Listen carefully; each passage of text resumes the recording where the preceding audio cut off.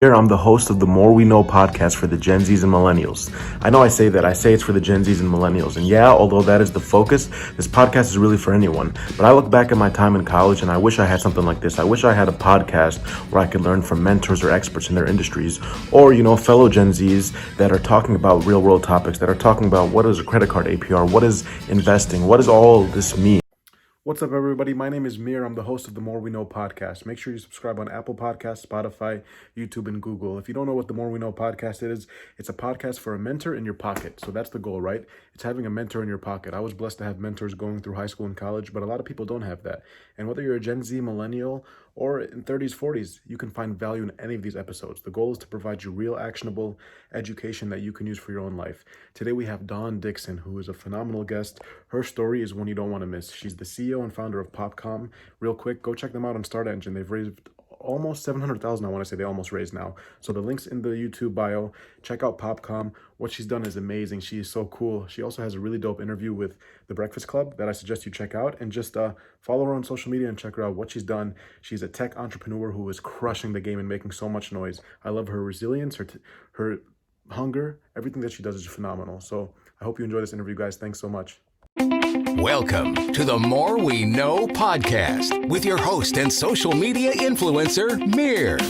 Gen Zs and Millennials. Everybody, welcome back to the More We Know podcast. I'm your host, Mir. Today we got an amazing woman by the name of Dawn Dickson, and she is the CEO of PopCom, an automated retail company that uses facial recognition, AI, and blockchain technology to help retailers collect valuable customer insights. The first CRM, data, and analytics software provided for unattended retail. PopCom has developed technology to make kiosks and vending machine intelligent through data and analytics at the point of purchase. Dawn has received numerous awards and accolades for her business savvy and pitching skills, and has been invited to speak on numerous panels and workshops and featured in countless media outlets, including Forbes, Black Enterprise, Fortune, Venture Beat, Huffington Post, Essence Magazine, the Miami Herald, CNBC Yahoo, just so many. She's an accomplished, a lot. yeah. And it's just, I could go on and on with this introduction, but I would love to give you the floor here, and thank you so much for being on today. Thank you for having me, Samir. I'm very excited to be speaking with you, and I appreciate you reaching out. Thanks so much, Don. So walk us through, you have all these accolades. There's obviously a lot of people can find this stuff online, but for the people that are just tuning in, who are you? Where are you from? Where did you grow up? Yeah, I'm born and raised in Columbus, Ohio, so Midwest. Went to The Ohio State University, also went to DeVry to study IT. I've been an entrepreneur for 20 years. I've worked in everything from media platforms to shoes to restaurants, consulted with many businesses, and now, of course, software for the future of retail. That's awesome. And to be able to see what you're doing now with PopCom and the historic, funding that you guys are doing, it's really unique to see what you guys got going on there. In terms of growing up and going through college, this podcast is targeting towards the Gen Zs and Millennials. How did you kind of decide that process, where I'm going to go to college, what the heck I'm going to do with my life, all that? Well, my dad said, if you go to a school outside of Columbus, I'm not going to give you any money. So there was that. So I went to Ohio State, no brainer. But I really did. I had a great experience and I enjoyed it. But, my dad pretty much dictated, like, do what you want, but I am only supporting you staying here.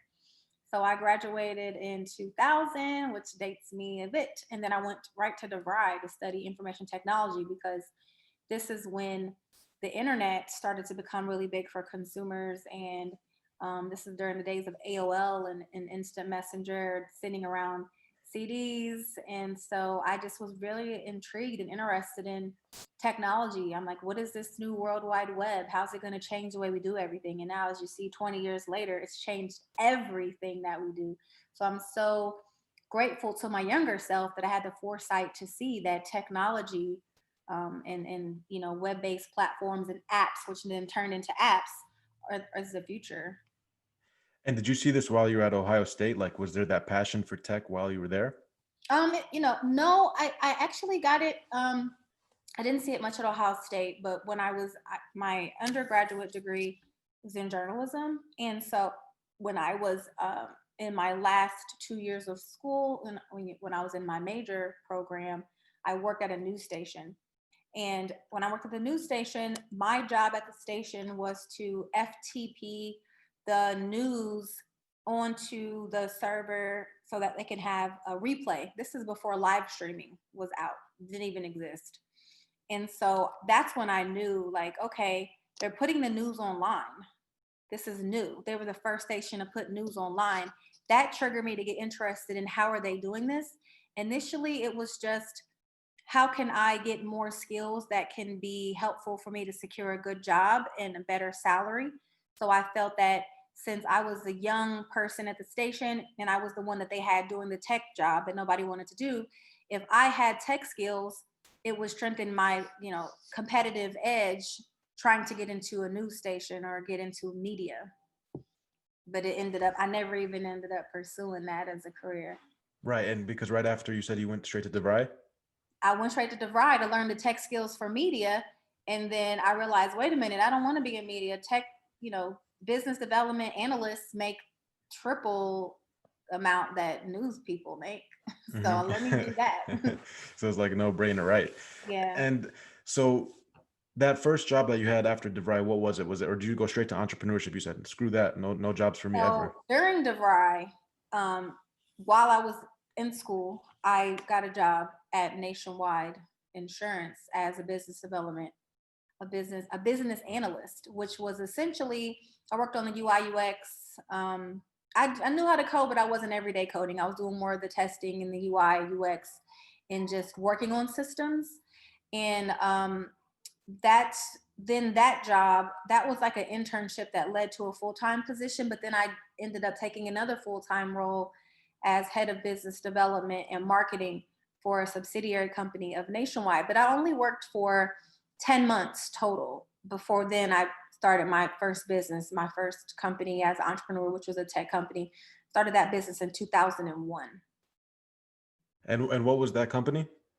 It's called the Urban Star, and it was essentially a platform to find out events, entertainment, concerts, restaurants, bars, just an entertainment and event site. And we would, post events, activities. We would get paid to post events, help promote events. This is before social media. This is before smartphones. So this is during a time when only way to find out what was going on was word of mouth or actual paper flyer. So at the time, it was very innovative to have a website with events. There was no Eventbrite. There was none of those things existed. So it was one of the first in the country of its kind.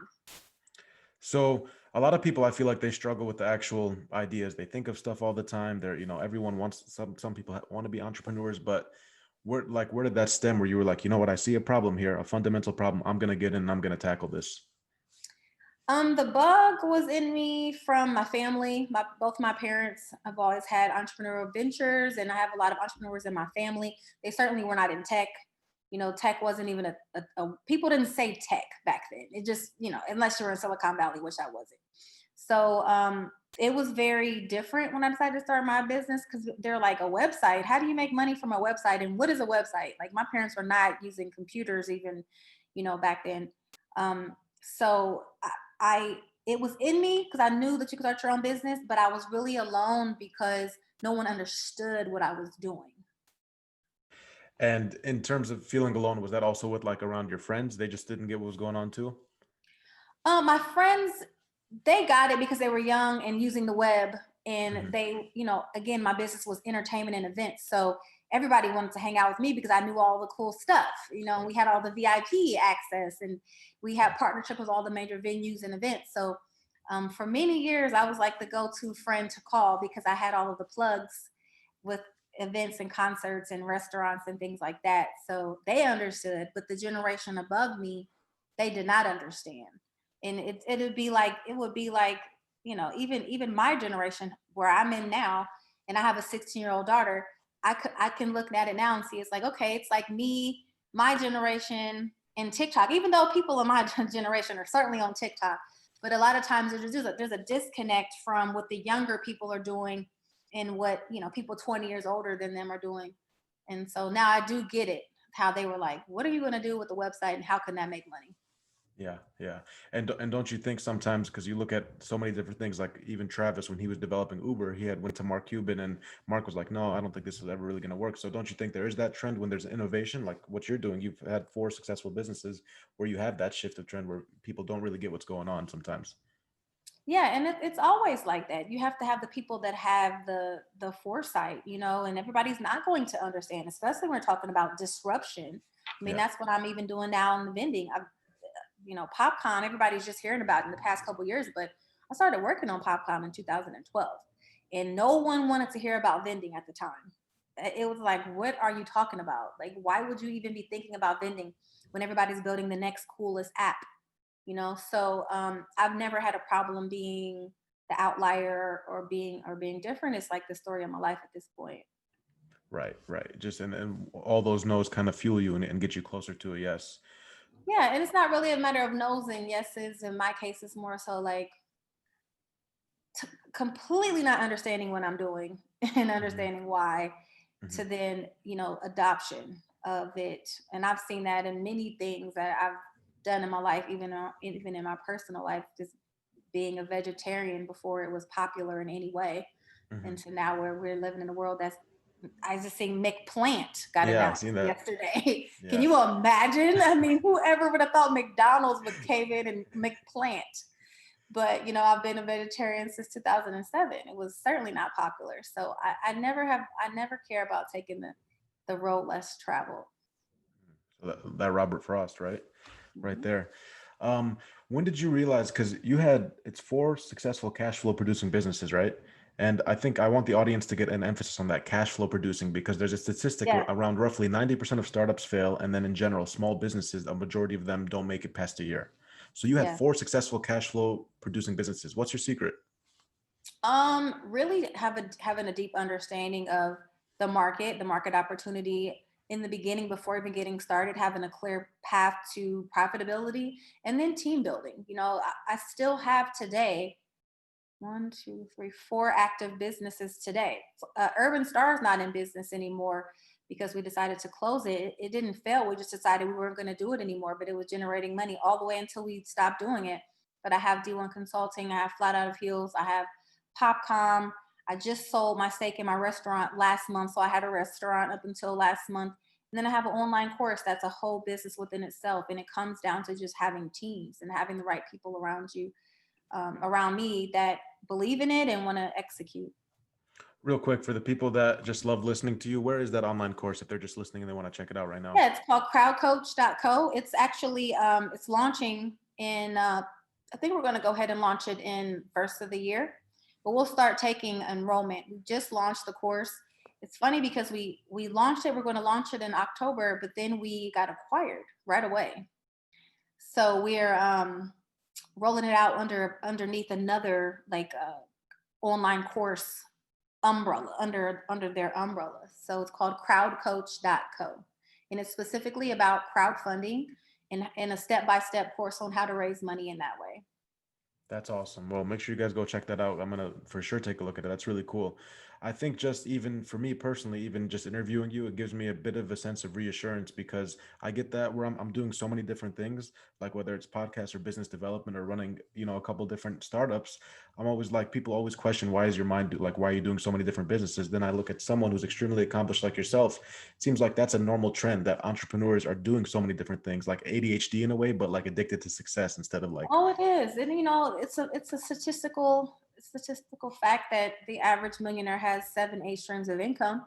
So knowing that, I'm like, you never want to put all your eggs in one basket, because all of the businesses have, ebbs and flows. So you want to make sure that you're okay. So having multiple streams of income is helpful. So that's what I did. And I diversified, because you don't want to go all in one industry, because you never know. So I have tech, like I said, restaurant, education, fashion, consulting. So, making sure that we are always taken care of in my household. So in a way, it's kind of like the stock market. You're not just in one stock, but you have 10 different stocks. You're diversifying in your hedge, basically. Yeah, but it's important to note that I've been working for 20 years. And so this is a accumulation of 20 years. So in the beginning I had one, I focused on that. And then I started another one. After that, the one was solid, focused on that. So I usually work on businesses in like 3-year sprints to get them going. And then, so the reason I have 4, 5 right now is because one business has been in business 15 years. Another one's almost 10 years old. PopCom's 7 years old. So that they're just still around. I don't recommend someone start a whole bunch of things at once because you do need to focus. I do believe in that theory of 10,000 hours to become an expert and master something. So I do believe you should master something. And then once you master it and you have a system in place, then you can hand it over and delegate it. And then it can continue to go. And that's why D1 Consulting has been in business consistently for 15 years and Flat Out now for 10, which, as you said, most businesses don't last a year. And so it's because I did focus on them enough to give them, get them a good foundation. Yeah. Now, what exactly is Flat Out Heels? They're ballet flats for women to wear when their feet hurt. So they're rollable and foldable flats. And we sell them online in stores. And now, we sell them in vending machines. And that's what got me into the vending business. And that's where PopCom came from. And now we're going to relaunch Flat Out in vending machines first quarter of next year. And I have a new CEO of Flat Out. So I hired a CEO in the summer, and they're really going to just take it over and let it grow. So you'll just be more passive on that side? Yeah, I'm the founder. I'm always around as the founder, but day to day working in the business, it's impossible for, one person to be everything to 2 businesses effectively. Even you look at organizations like Amazon, Jeff Bezos is the one we see, but there's like 5 or 6 other presidents of that company because Amazon's so big and there's so many divisions. So you always have to make sure that you're not the only one when you start to scale. Yeah, that makes sense. So with Flat Out, for example, where did the idea come from there? We talked about your last one, but where were you like, you know what, I got one? Yeah, I mean, my feet was hurting. Wearing heels, my feet was hurting. I was out in Miami, South Beach, partying. I was, younger in my party days. And I was like, I wish there was a vending machine to get some flats, some shoes really quickly because I can't wear these heels anymore. And that was like my light bulb aha moment. Like, why don't they have fast flats you can get, that for this specific use case? Every woman understands that pain. And I didn't see any competitors. And so for me, it was like a no-brainer. The businesses that I get into, I don't have competitors. It's very rare. It'll be low. For Flat Out, there weren't many competitors. After I started over the past 10 years, some competitors have popped up. They're nothing close to us. We were really the market maker. With PopCom, no true competitor in the space right now. With Flat Out, with Urban Star, there was really no true competitor in the space. And then with my restaurant, there was no real competitor in the space.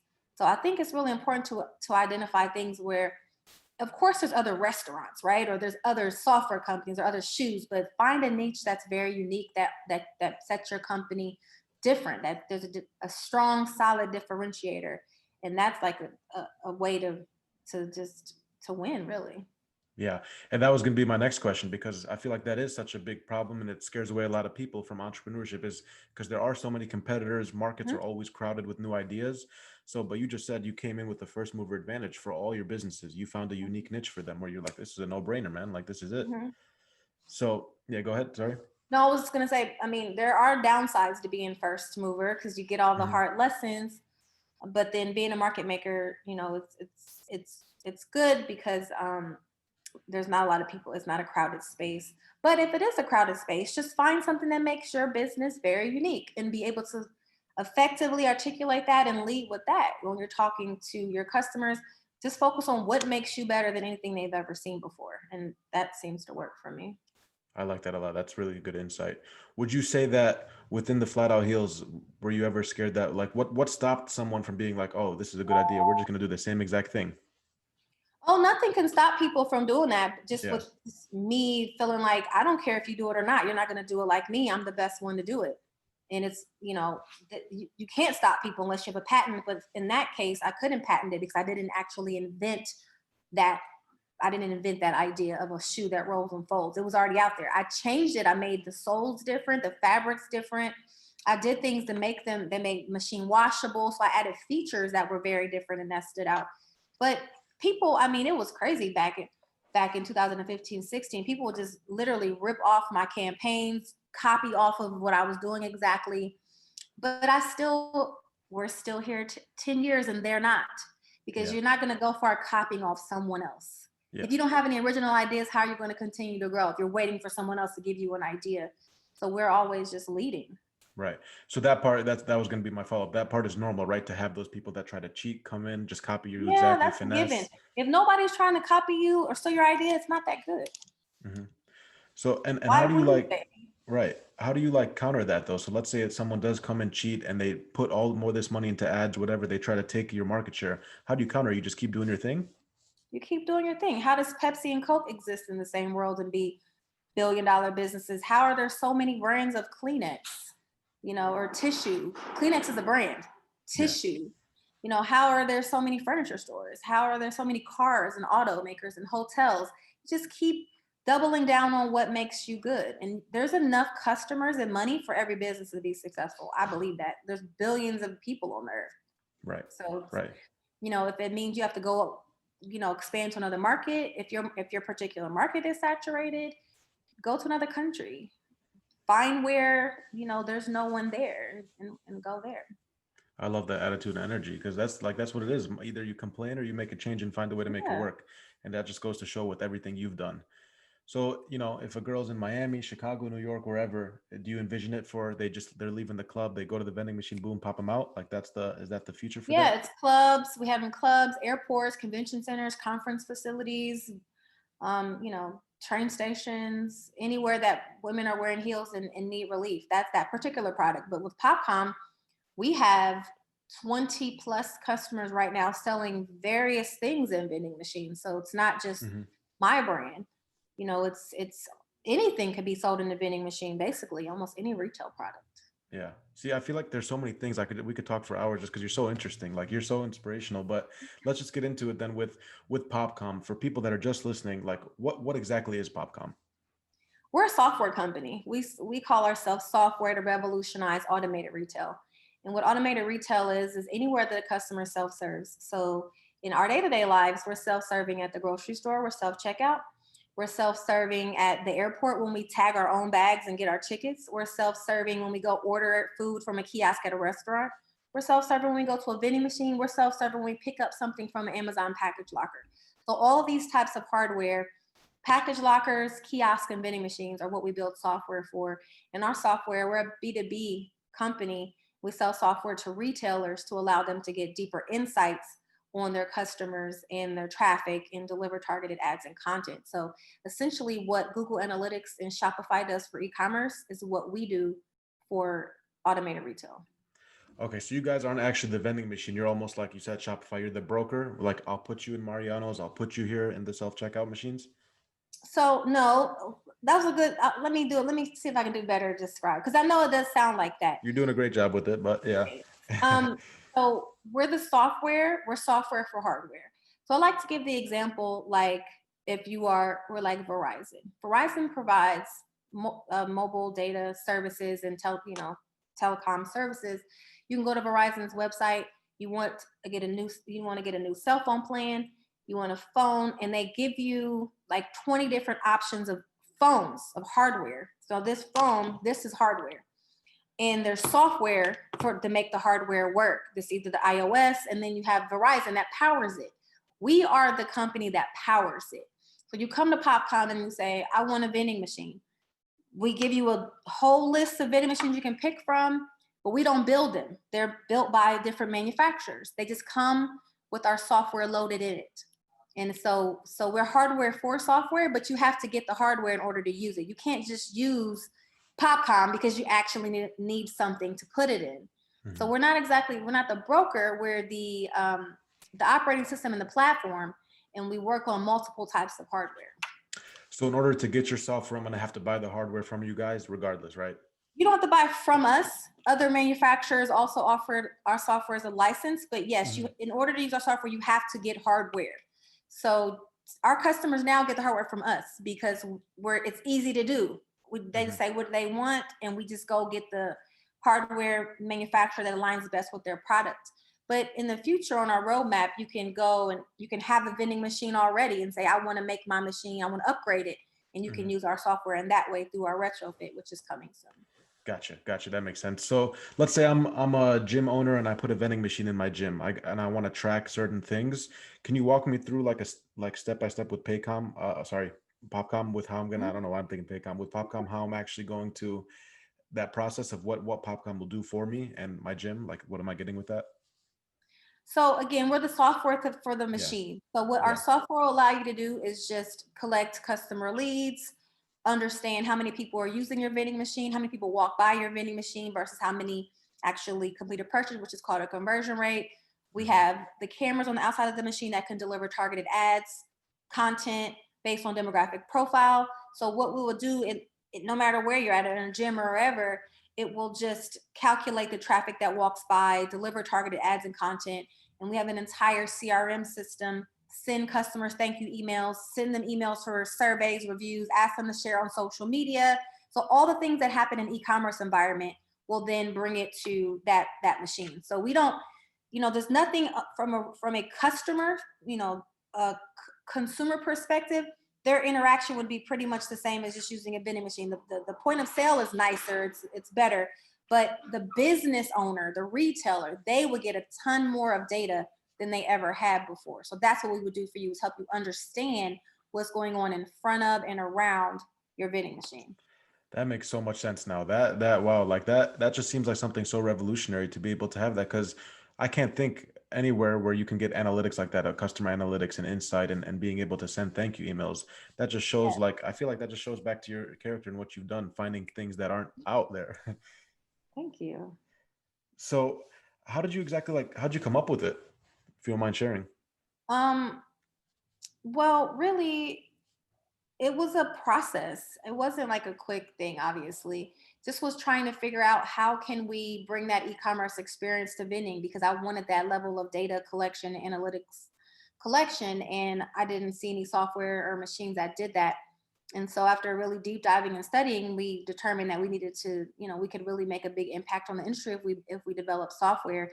And then Mhm. we had to figure out what that software would do, what would work, what kind of stack we were going to build it on, and what we needed the technology to actually do, and how will we scale it, and what do we want on the future product roadmap, and what do we ultimately want this to be. And it took years. We built software for 3 years. We built the platform twice, all over again. So it wasn't easy, but we did realize that using cameras to identify profiles and count traffic was the closest thing to an IP address, and the best way to understand shopping patterns was using the cameras and using the anonymizing that. So we don't take identifying information, but we can take identifying information if the machine owner wants to sell something that's regulated that requires ID verification, like alcohol or cannabis or Mhm. tobacco. That's awesome. That's just really cool. That just shows the future of where we're headed. You said that things got hard. Yeah, obviously normal. That's in business that things get tough. I get that. Uh, did you have any doubt, sense of doubt, where you thought about shutting it down or quitting, or never? No, I couldn't imagine shutting it down or quitting. I mean, there's definitely been a lot of tough times. There's been times we ran out of money, had no money in the bank, had negative money in the bank, had a lot of trials, but never thought about shutting down, because I always knew that there was such a strong customer demand for it. Even on our like lowest day, when it's like, oh my God, guys, we're out of money. How are we going to do this?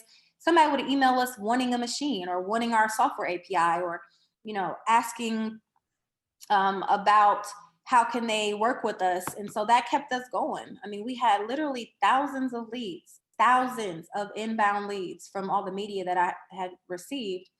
And so it's like, you know what, we're not going to quit. We're not going to leave these people hanging. And as soon as I got a good team in place, I mean, we're selling like crazy. Like it's believable, but also unbelievable, because it's like, wow, in my gut, I felt like this would take off, but you never know until it happens. And so everything I thought was right, everything was right, because now people are buying these things like hotcakes. It's crazy. That's awesome. That is so cool. Yeah. What would be your advice to aspiring entrepreneurs or people that are entrepreneurs that are struggling, that, it seems like there's no like light at the end of the tunnel. They just want to give up, no leads, negative money in the bank account, things that you just said happened with you, and look at what you guys are doing now. What's your advice there? I mean, I definitely always had leads. So my advice is like, if you know you're building something that people want, never give up. If nobody wants it and you don't find a way you're going to sell it, it's not a good business. It could be a hobby, it could be for fun, but businesses are in business to make money. That is the purpose. So having a clear path to profitability, understanding product market fit, understanding who your audience is, understanding lifetime value of your audience, understanding how much money that you can make over, 2, 3, 5 years, is so important. So I knew these things. I knew as soon as I can get a product, we were going to take off. So if you know in your heart and trust yourself, because if you feel in your gut this is right, don't deny that feeling and don't give up. But if at some point yourself tells you on the inside like this is not worth it, listen to that too. Me personally, myself never told me that. I never felt like I should stop because I knew this was something that people really, really wanted. So you have to trust yourself. That's the number one advice that I have. And within that, that's awesome advice. How much self-reflection does it take to tell yourself, shit, this is a hobby, not a business? Like, doesn't that take a little bit of self-reflection, It humility does. to It's be able? self-awareness for sure. Knowing that you're not going to make money from it. It's not going to take care of you, your family. It's not going to, you don't have enough customers or enough resources to get those customers. You have to know about that. Is there a big enough market and can you capture enough market share for it to be a viable, sustainable, scalable business? And that's the first trait an entrepreneur must have to be successful is to be self-aware. Mm, that's powerful. Wow, thank you. Yeah, self-awareness. So within PopCom, people that are listening to this, they love your energy, they love what's going on with it. Where can we all is there a way we can be a part of it? Absolutely. PopCom, so we pivoted to just a pure tech company in 2017 and went through a program called Techstars. And that's when we started really raising money to scale the business. That's when I understood, the market fit, the path to profitability, and we started raising capital. To date, we've raised $3.8 million to date. And we're raising now, we have an open round, raising $5 million on Start Engine, startengine.com/popcom. And it's all there. A minimum investment is $250, so anyone can get in, anyone can invest. And at this point, our investor community is about 4,800 people. So it's really nice. It's a tribe, the flat out investor tribe. They're serious. They have their investor swag. We have our private Facebook group. We have meetups. We were having meetups in person last year, obviously because of COVID. We took those to Hop-In, but it's just a cool group of people. I'm really grateful to be a part of it. So I welcome anyone to check out our offering. And if you're interested, join the PopCom family. And the company is growing really fast. You guys go to Start Engine, and I'll post the exact link in the podcast so you guys will see it. So check them out. That's awesome. And to be able to be, obviously it's not investment advice from either side of us, but to be able Right. to be a part of something like that, Yeah.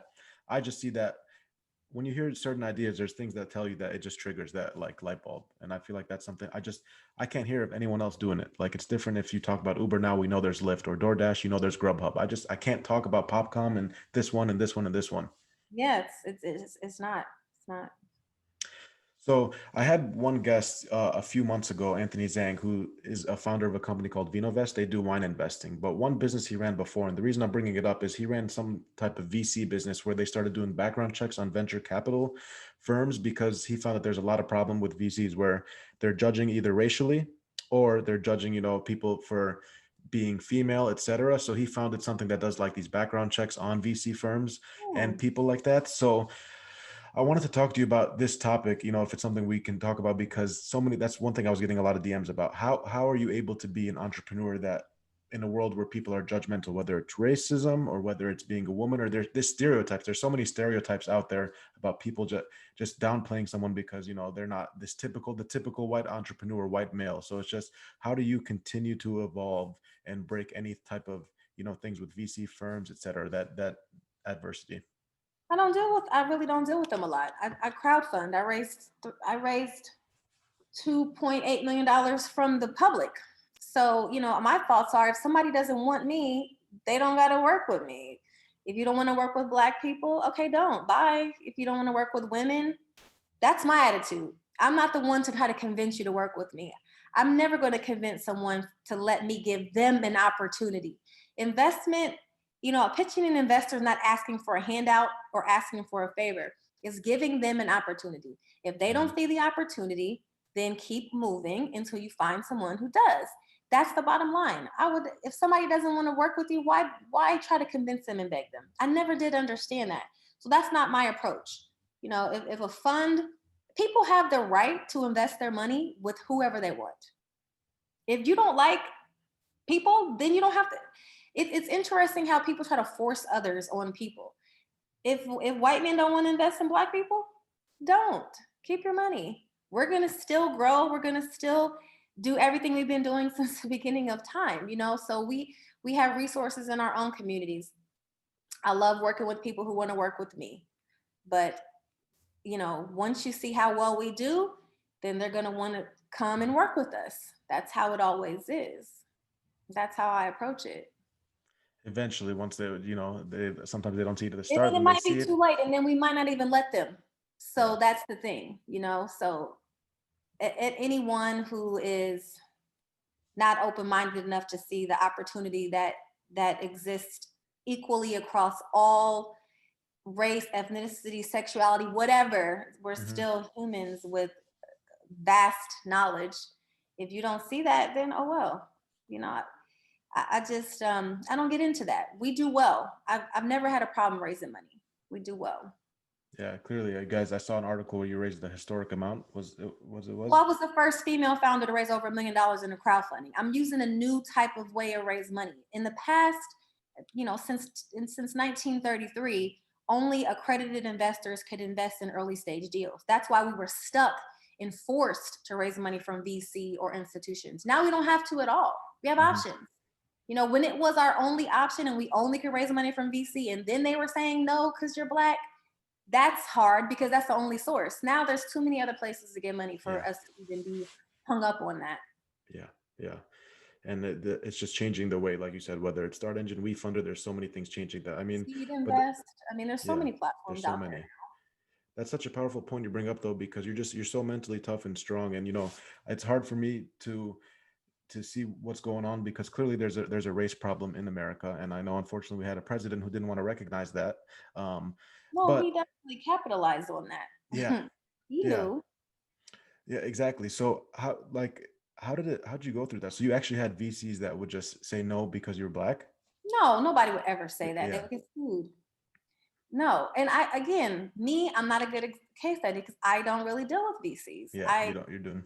I go off of energy, and I have a strong following in the community, a support base in the community. That's where I raise money from. But a lot of people will say, other founders will say, they experience discrimination and things. I really didn't personally experience that. Maybe I didn't have enough. I didn't do enough VC meetings to really experience that. I think a lot of the bias is unspoken. They don't say because you're Black. They just have it in their head, and then they just don't invest because they have a stereotype. But that's not my issue or problem or concern. And none of this, I am a kind of person that only focuses on what I can control and things that I can impact. I have no control over the racism situation in America that's been going on for 1,000 years. Whenever they landed here, since the 400 years ago. So I have no say so. I have nothing to do with this whole system that's been set up before any of us were even thought of. But what I can do is affect things in my immediate environment, my family, my company, my friends, my peers, my network. And so that's what I focus on. And so I don't let those things get to me. I don't get distracted by it. It's all a distraction. I don't watch the news. I don't get into the propaganda on either side. I just focus on what I can control. Yeah. And on top of that, I think whether people are listening to this, your social media, wherever, you're inspiring other people out there to start their own business. And I know that's another thing that's tenfold. That's what I aim to do. That's what I aim to do. Absolutely. So I also saw you guys, can you walk us through this? You have a patent now for PopCom? I do. We have a patent. We have a patent on the Pop Shop, which is our vending machine that we created to really demonstrate the best use case for our software. And so you can check that out on our website or on the Start Engine page, or, popcom.shop, it's there. But that's the only hardware that we're set out to really develop. We work with other hardware manufacturers to integrate our software into their hardware. But it was important for me to really change the way that vending machines looked. And, I had an idea that they would love it. And the reaction has been overwhelming. They love it. People really love the Pop Shop. It's very unique. That's awesome. How hard was it to get the patent? It took about 2 years. It wasn't hard. It just takes time and a good lawyer to help you draw up the figures and make sure that, everything you can protect is protected. Gotcha. That makes sense. So now people listening to this, they see that you have an awesome company, you have an awesome story. Yeah, I mean, you're changing the game. You're able to just now, who would have thought 10 years ago you could go online and raise 400,000, raise $1 million, whatever it is. Who would have thought? It's That's like, that's crazy. Yeah, like it's People are doing crazy. it all the time right now. It's not just me. So and that's amazing. Yeah. Every single person that's watching, listening to this can do it. Yeah. Every business can raise money under this law, under the Jobs Act. Everybody. They could be your seed round, your friends and family round, or your series A, your next level round. I mean, you can raise up to $50 million on a Reg A Plus. That's a big round from accredited and non-accredited investors. Yeah, and I So think it's important that you say that about the accredited versus non-accredited, because you don't have to be an investment banker, a managing director, a doctor. Anyone can anybody invest. can raise money. Anybody can invest. Anyone can invest.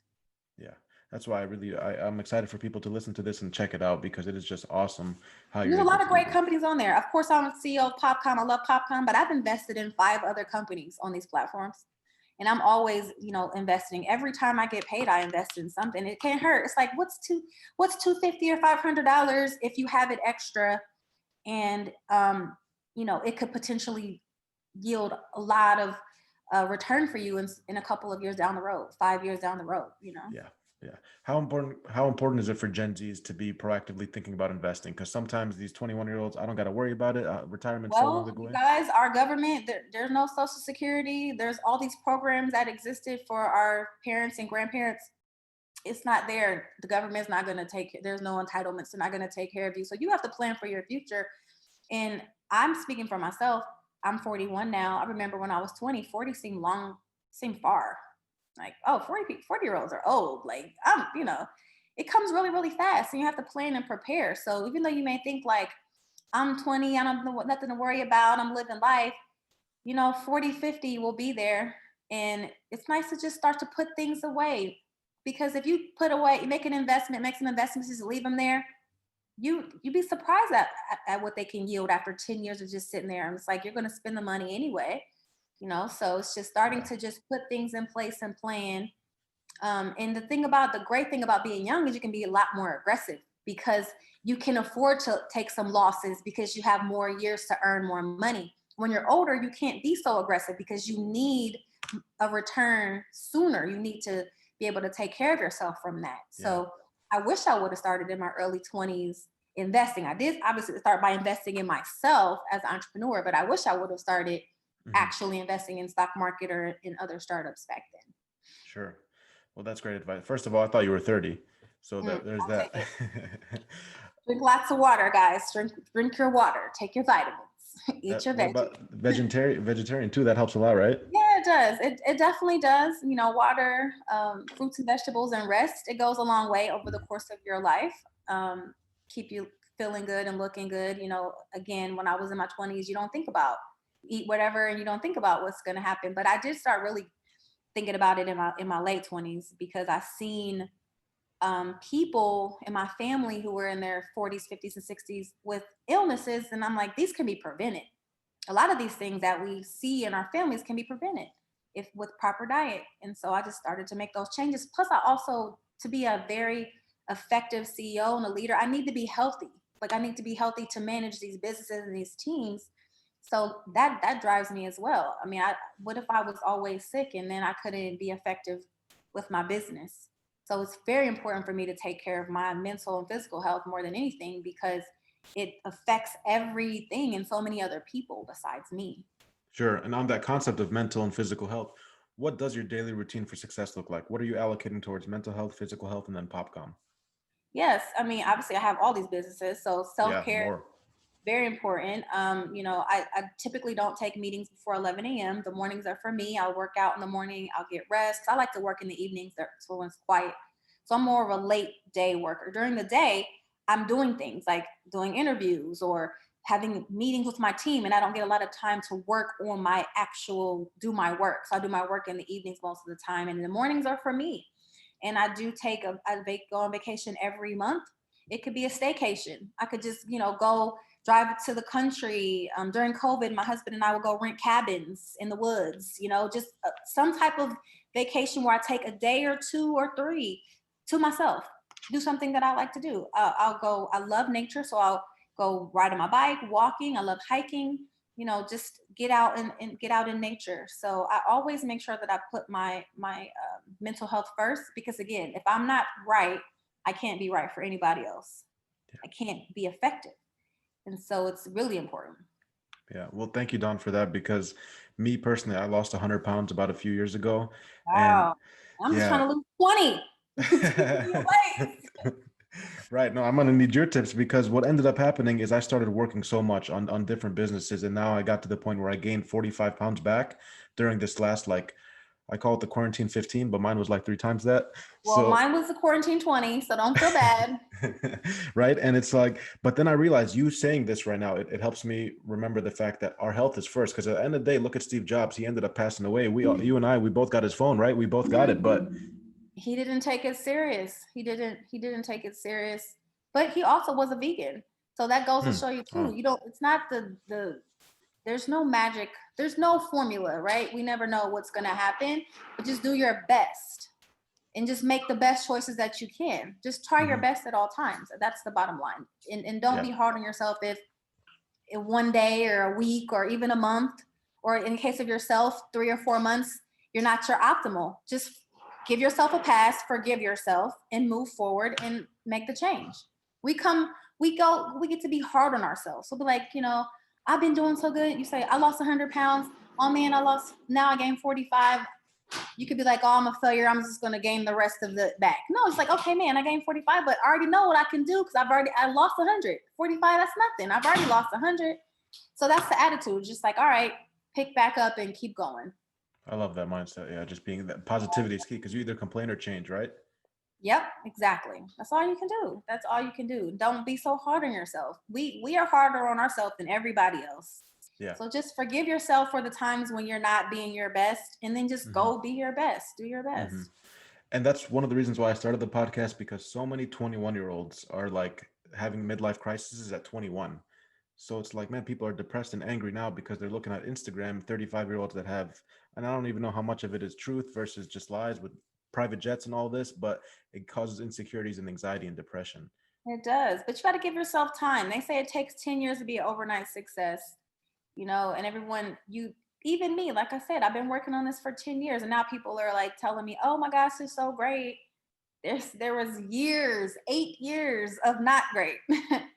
And I just stuck to it, and Yeah. it's working, but it took time. Yeah. So be You're, patient with you yourself, be gentle with yourself, trust the process. Don't compare yourself to anyone else's journey, because you never really know what's going on in anybody else's life or their circumstances. And just know that what's for you is for you. Like, no one can take away what is for you. It's already laid out. right. I believe it's laid out in the beginning of our life, what our path can be. And it's up to us to make the right decisions to get there. So you would say, let's say, you start a business right now and it ends up failing, collapsing, whatever. That just wasn't for you. Like, you just move on. Like, where our paths were already there, you'd say, like, just move on. Yeah, but also I believe that um, I've personally never had a business fail, because I believe, you quit. The only way to fail is to really quit. If you take the time to truly deeply research your business and understand it, it really won't fail, because you'll know before you start it what it can be. I think a lot of times if people really thought deeply about their businesses, they wouldn't even start them in the first place, because they didn't really know how they were going to make money from them. So, but if you do find yourself in a position where you make a mistake and you feel like this isn't working out for me, feel good about walking away and knowing that this is just isn't for me. It's Mhm. like very it's not easy, but it's like liberating. You know, you Mm-hmm. feel like a weight off your back when you just finally say, you know what, I've done my best. Because if you know within yourself you've done your best, that's all you literally can do Mm-hmm. is your best. Sometimes your best isn't enough to get the result you wanted, but if it's your best, that's all you can do. Mm-hmm. How can us, the audience, develop that mindset like you, that positive motivational mindset? What can we do? Definitely, it's a decision. It's a choice. You know, I make a choice to think of the best thought instead of thinking of the worst thought. In every situation, you can think of, you can decide. For example, the other day, my husband's car was totaled. Benny rented it on Turo, and they totaled his car. And the best, you know, the worst, because we could have said, oh my God, the car is destroyed. It's horrible. This is terrible. But we were like, you know what? Well, the car's totaled. It's going to get paid off. We'll get a new one. It's just think of things in a different way, you know, or it's always, I learned it from a book called The Vortex. It's always think of the best thought possible. Like figure out what is the best thing, what is the best situation that you can think of out of this, you know, what's going on with you right now. What is good? Some days it might be like, well, I'm alive. I might be broke, but I'm not dead. That's the best possible thing. At least you're alive and you got another day. You know, it's always something to be grateful for. And with our team, we remind ourselves that each day because we check in Slack every single day, and the entire team posts a daily gratitude to remind us every day there's something to be grateful for today. Wow, that is an awesome company culture. Yep, every day.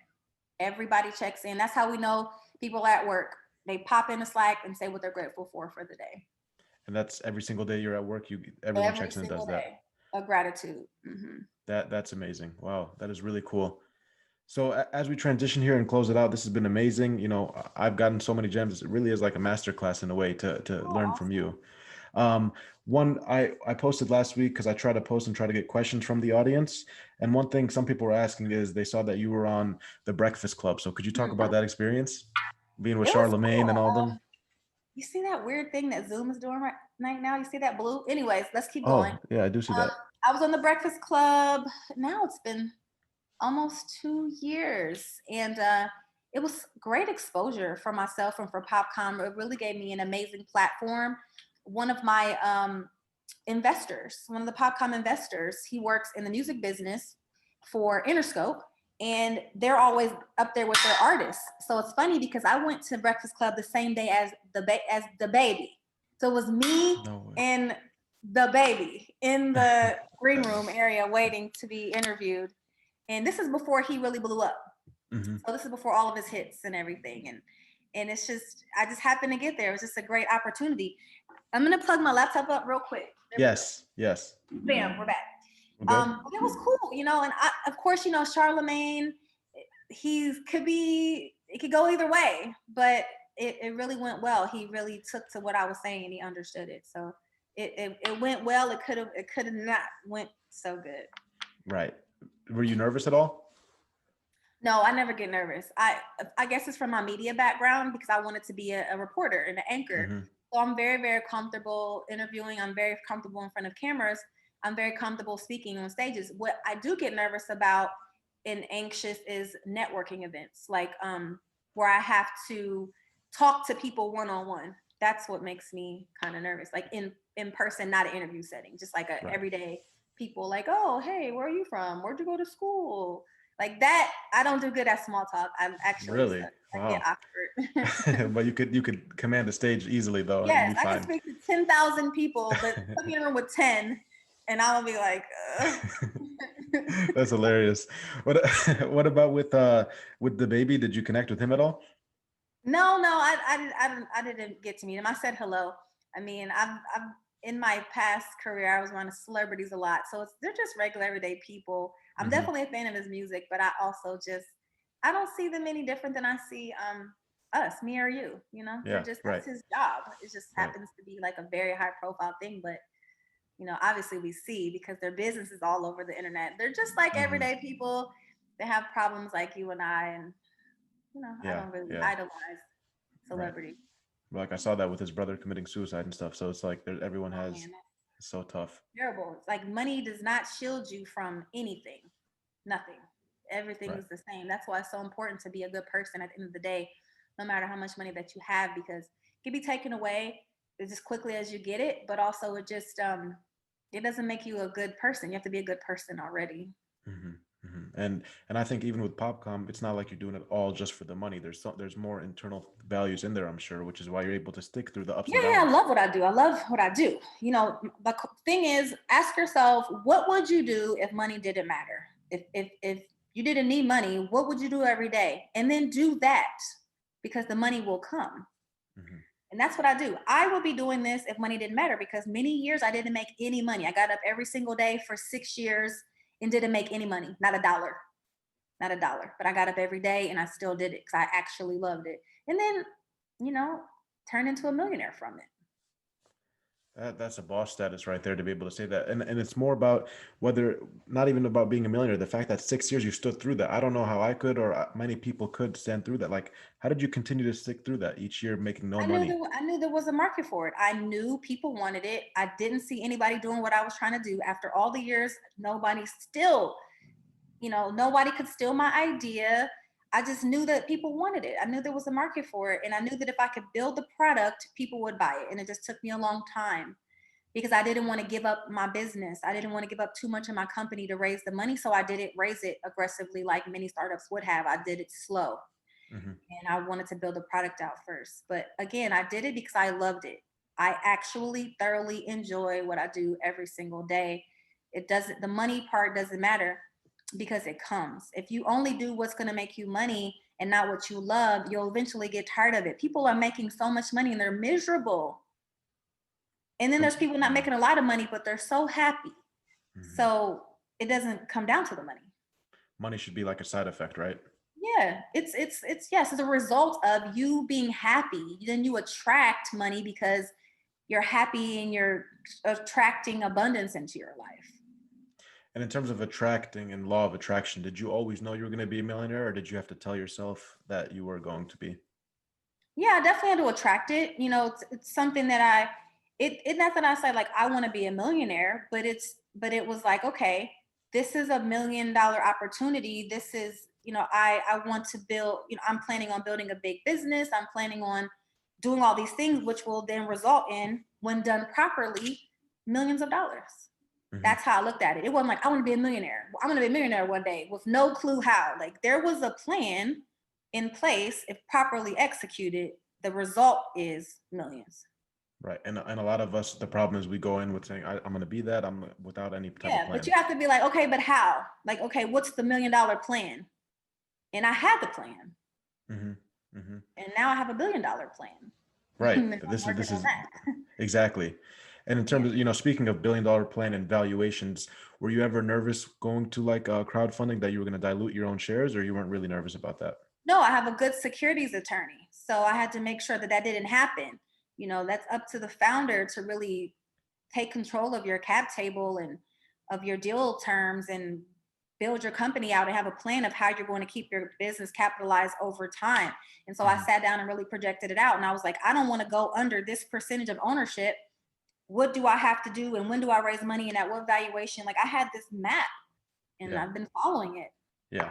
And I guess it's interesting because if you look at the charts of these companies like Slack, Fastly, Zoom, all of them, they end up when they go public at they about 12 to 20% ownership, I saw roughly. I haven't seen like a founder with like 50% ownership at IPO.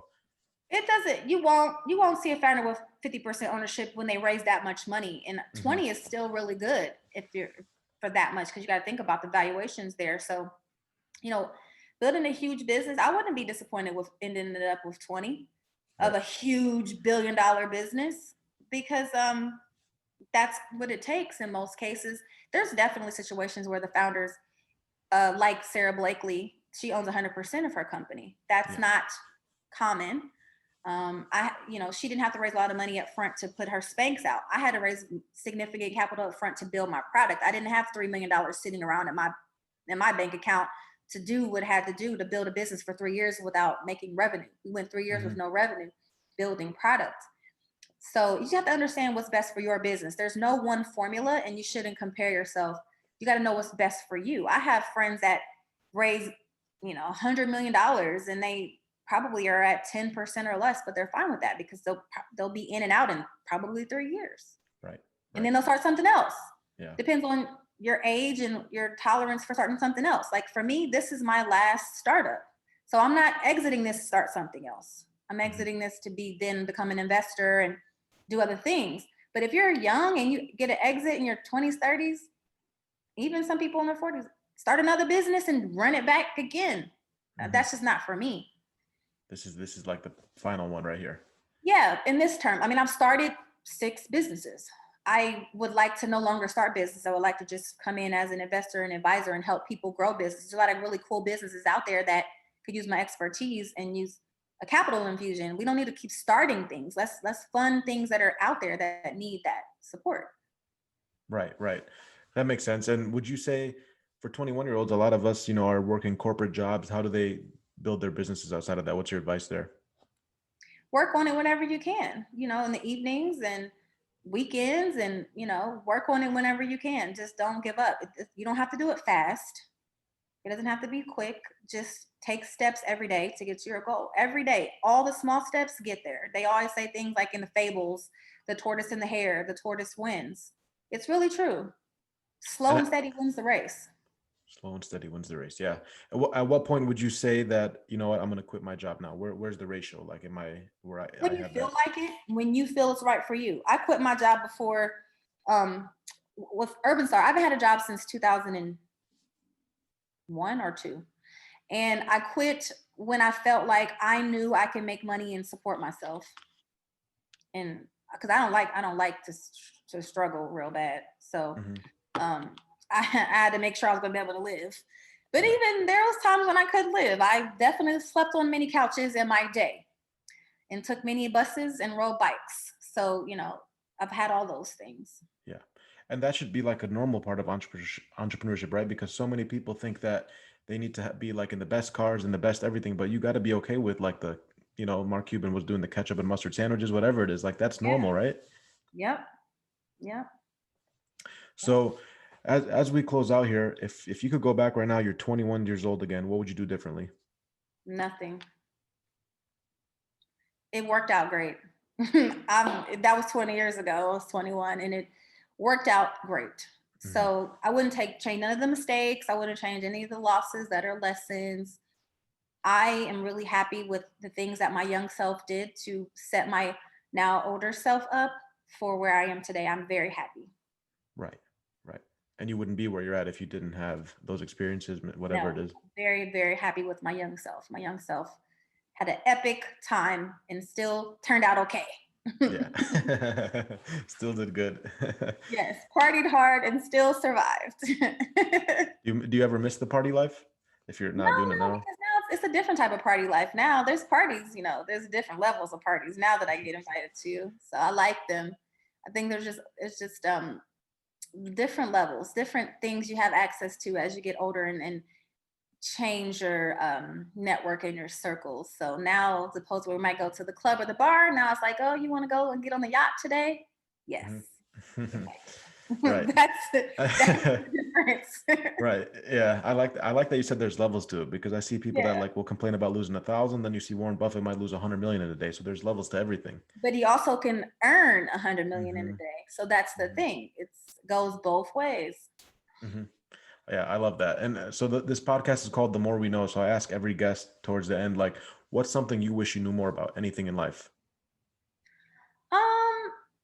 That's a good one. I wish I knew more about my passion. My passion is really ancient history. So it's not even about work. I study it every day almost, and I still wish I knew more about the origins of humankind. That's actually really interesting. And you're studying it every day? Yeah, I study something every day. I read books, I'll make sure that I make myself spend at least 30 minutes to an hour a day consuming content that is not work related and that is something that's my interest. So it's typically like ancient history and civilizations and stuff like that. I love that. That's actually really unique. I haven't heard that before. So that's really cool. And I just love, by the way, on a side note, how you schedule yourself. So many people talk about got to be up at 5 a.m. I like the more idea of like working through the night, chilling out in the morning, working out. Yeah, I like to have my mornings to myself. I don't like to wake up and rush. I mean, I did it. I did it when I had Mhm. to do it, but I also set a goal. And my goal was that, at a certain point in my life, I won't take meetings before 10 a.m. And then I just kind of got people used to it. And it's now been like that for the past 2 years. So it Mhm. takes time. You just set a goal and then, Sure. then you can do it. But I love Yeah. having my mornings to myself. Sure. Yeah, I love it. And where's PopCom based out of? Columbus, Ohio. Okay, so you guys are in Ohio. And how many employees now? Uh, 12. 12 employees. Mhm. With 12 employees, what's your biggest fear as a CEO and founder daily? That we Like don't what? have enough people. We need more. We're Really? hiring. We need more to meet the goals we have. We have 5 products, so we need Mhm. at least we need like 6 more people right now. So we're working on Okay. that. So if people listening, you never know where they're listening from, what type of roles are you hiring for? Check out popcom.shop and click We Are Hiring. There's multiple jobs there. Okay, cool. Awesome. And where can we find you, your amazing story, and listen to you more on social media? Where can we all go follow you? Definitely check me out on all the networks. I'm very active on Twitter and LinkedIn under Dawn Dickson, Dickson. And then definitely please check out our crowdfunding campaign, startengine.com/popcom. That's Dawn Dickson. Make sure you guys go check her out. Social media on Start Engine. I'm going to post all the links, guys. Thank you so much for being on today and inspiring us.